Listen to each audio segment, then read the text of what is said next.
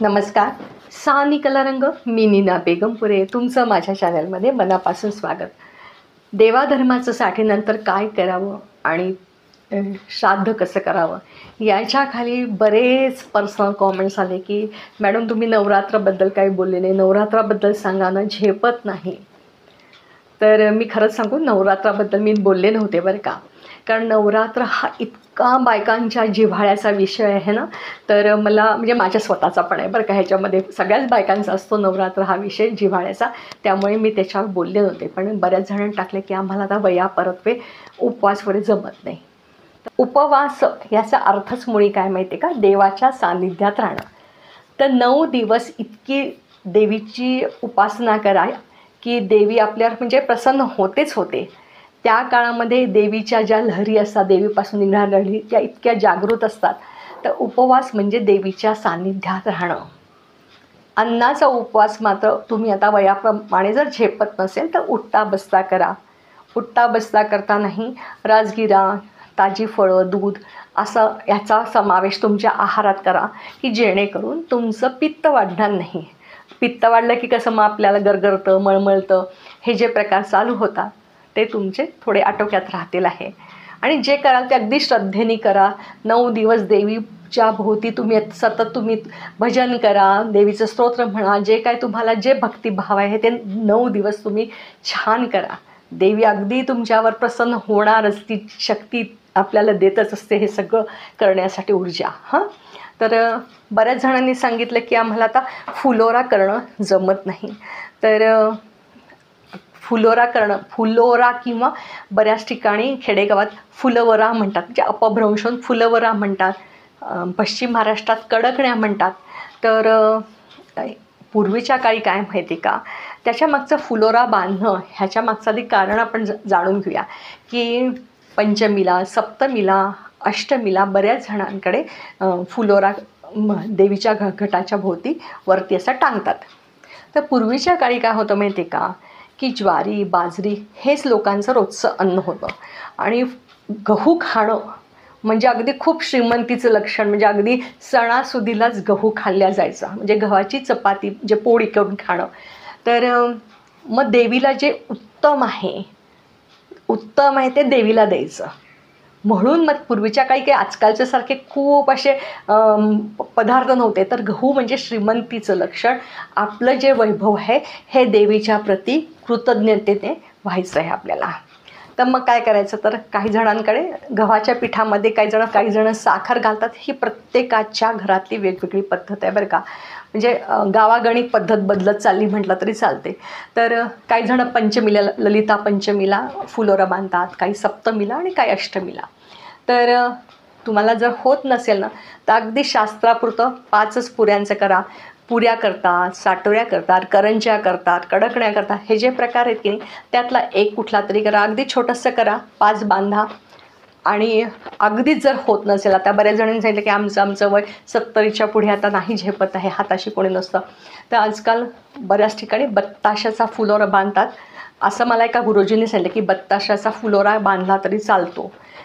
आणि नाहीतर मग अगदी 5 कडकण्या करा आणि बाकीचं तुम्ही समोर देवीच्या समोर डब्यामध्ये नैवेद्य ठेवा. कारण काय होतं माहिती आहे का, पूर्वीच्या काळी काय होतं, प्रश्न म्हणजे मी तुमच्याच सगळ्या प्रश्नांची उत्तरं देते हे मी मनाने नाही की आता तो फुलोरा इतके 5-6 म्हणजे 4-5 दिवस म्हणजे पंचमीपासून उघडा राहतो, मग ते खायला नको वाटतं. तर त्याच्या मागचं काय माहिती आहे का, पूर्वीच्या काळी वाडे असायचे, मोठे मोठे घरं असायचे. देवघर हा एक स्वतंत्र वेगळी रूम असायची, वेगळी खोली असायची. मग त्याच्यामध्ये मोठा छान देव्हारा असायचा, त्याच्याभोवती घट असायचं. म्हणजे माझ्या सासरी पण होतं की अगदी देवाची अशी खोली होती वेगळी अशी. आणि मग तिथे स्वतंत्र, आणि मग तिथे इतकं पवित्र वातावरण असं की तिथपर्यंत माशा चिलटण म्हणजे जातच नसत, इतकं ते सारवून बिरवून सगळं केलेलं असायचं. तर आता काय झालं आहे की शहरामध्ये तर काय झालं आहे, अक्षरशः 2 BHK फ्लॅट घेता खूप सगळ्यांना मुश्किल झालेलं आहे. तर मग स्वयंपाकघरामध्येच कुठेतरी छोटासा देव्हारा असतो, मग त्याच्या बाजूला घट बसवतात. मग थोडंसं नाही म्हटलं तरी त्याच्यावर कुठे चिलटं बस, माशा बस असं होतं. मग तो आम्ही खायचा का, तर परत ते सांगते ना की हा श्रद्धेचा भाग आहे. अगदी छोट्या कडकण्या करा, त्या 5 बांधा आणि बाकी डब्यामध्ये थोडंसं झाकण असं कलतं ठेवून देवीच्या समोर नैवेद्य दाखवा. आणि जेव्हा घट हलतील तेव्हा तुम्ही सगळ्यांनी नैवेद्य म्हणून, प्रसाद म्हणून खायचा. हा सुटसुटीत उपाय होईल. हे बत्ताशे आणा, ज्यांना अगदी शक्य नाही त्यांनी रेडीमेड आजकाल बत्ताशांचा फुलोरा मिळतो, तो सुद्धा टांगू शकता. धर्म आणि शास्त्र ह्याची इतकी उत्तम सांगड घातलेली आहे. आपले पूर्वज खूप हुशार होते. तर शेतकरी लोक काय करतात, खेडेगावात अजूनही आपल्या शेतातली माती आणतात आणि ती दुरडीमध्ये ठेवतात आणि त्याच्यात 7 प्रकारचं धान्य पेरतात आणि त्याच्यावर रोज पाणी शिंपडतात. तर पूर्वीच्या काळी ह्या जमिनीचं म्हणजे मातीचं परीक्षण करायला आजकालच्यासारख्या लॅबॉरेटरी नव्हत्या, प्रयोगशाळा नव्हत्या. या धान्य हे जसं रुजून वरती येतं त्याच्यावरनं त्यांचा अभ्यास ठरायचा की यावर्षी आपल्या शेतामध्ये हे धान्य, हे पीक भरभरून येणार. तर धर्माची आणि शास्त्राची आपल्या पूर्वजांनी खूप छान सांगड घातलेली आहे. हा त्या धान्य पेरण्याच्या मागचा उद्देश आहे.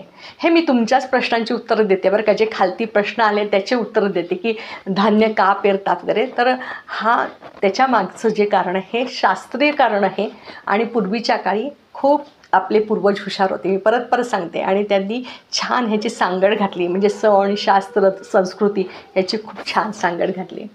आता तुम्ही एक मोठा संस्कार म्हणजे ही आपली जबाबदारी आहे की 9 दिवस तुमच्या मुली, सुना हे आजकाल खूप छान स्वतःचं कर्तृत्व सिद्ध करायला बाहेर पडतात. तर तुम्ही त्यांना सांगायचं 9 दिवस देवीची उपासना करायचीच. ही दुर्गा शक्ती तुम्हाला, महिषासुरमर्दिनी तुम्हाला शक्ती देईलच. तुम्हाला असे 2 शिंग एवढे मोठे दात असलेले राक्षस असे नसणार. समाजातले राक्षस ओळखा, समाजातले राक्षस ओळखून दुर्गा बनून त्यांच्याशी लढा द्या, त्यांना प्रतिकार करा. हे तुम्ही नवरात्रात तुमच्या सुनांवर, मुलींवर, नातींवर हे संस्कार करा. तर खऱ्या अर्थाने नवरात्र साजरं केलं असं होईल. आहे विधवा स्त्रियांनी देवीची उपासना केली तर चालते का? तर मला असं वाटतं की पूर्वीच्या काळी ही पद्धत होती की विधवा स्त्रियांना खूप दुय्यम दर्जा दिला जायचा. तर देवीची उपासना देवाची उपासना कोणीही करू शकतं. ती इथून असते, मनापासून असते. तेव्हा कोणीही तुम्ही देवीची उपासना करा. उलटं तुम्ही एकटे आहात तेव्हा तुम्ही उलटं देवीजवळ मागा की हे देवी मला शक्ती दे, सगळ्यांबरोबर मला लढण्याची शक्ती दे.